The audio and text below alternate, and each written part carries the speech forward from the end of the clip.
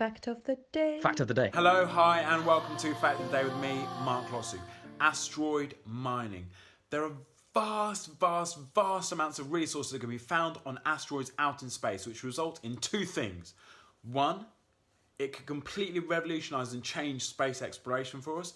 And two, potentially it could completely collapse and ruin the global economy. What am I talking about? I'll explain. So asteroid scientists and asteroid mining entrepreneurs got together and had a chinwag.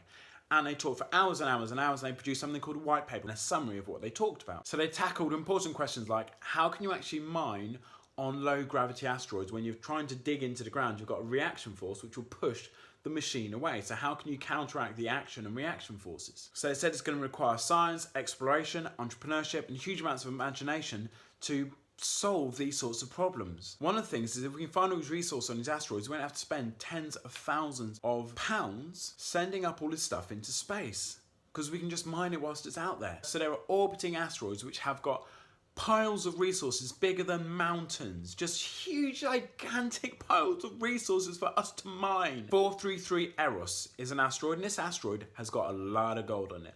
A lot of gold. So it's currently being investigated by NASA, and it looks to have an estimated $3 trillion worth of gold. Now, if you bring that back to Earth, gold then becomes worthless overnight, pretty much.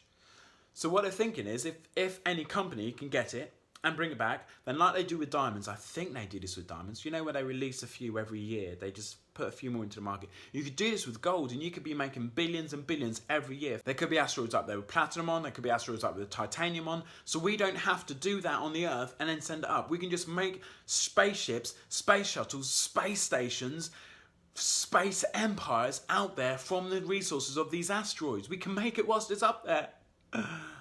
Sorry, a bit excited. So there's another asteroid called 16 Psyche, which is almost made entirely of iron and nickel. You're thinking, oh, what else is made of iron and nickel? The core of our planet, yes. You might be onto something there. Now, this asteroid is worth a lot of money. It's worth $10 quintillion, which is $10 million trillion. The entire global economy is only worth $74 trillion. And this is $10 million trillion just on this one asteroid. Bring that back to Earth, we will never have to mine iron or nickel for the next thousands of years. Now, getting back to the iron and nickel, what's it from? You may be thinking.